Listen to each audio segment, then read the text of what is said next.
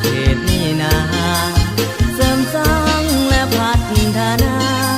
การศึกษาขึ้นสู่ระดับสูงสู่จุดมุ่งหมายศึกษาด้วยความตั้งใจสร้างผลงานดี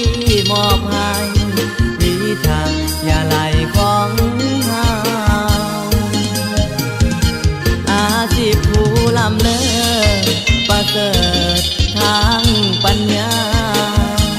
อนาคตสดใสได้ก้าวไปสู่สากลทุกคนดีใจที่วิทยาลัยก้าวหน้าสถาบันที่เฮาศึกษาสาวภาษาน้องยอสมเสยโอ้น้องว่าขอของเฮานี่เอ่ยท่านี้บอกเคยลืมเลยเมื่อได้ศึกษาเฮียนหู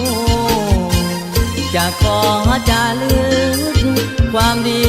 ที่ครูมอบให้ทุกคนคงจำเอาไว้วิทยาลัยบ่มีวันลืม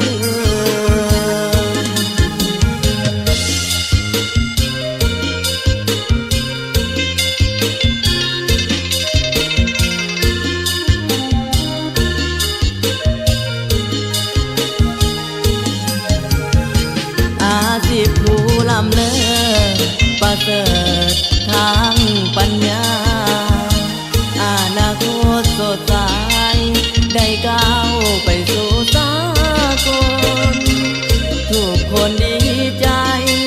ที่วิทยาลัยก้าวหน้าสถาบันที่เฮาศึกษาสาวภาษาน้องยอสมเสยโอ้น้องว่าขอของเฮานี่เอ่ยท่านี้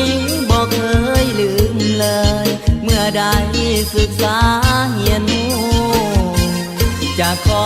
จารึกความดีที่ครูมอบให้ทุกคนคงจำเอาไว้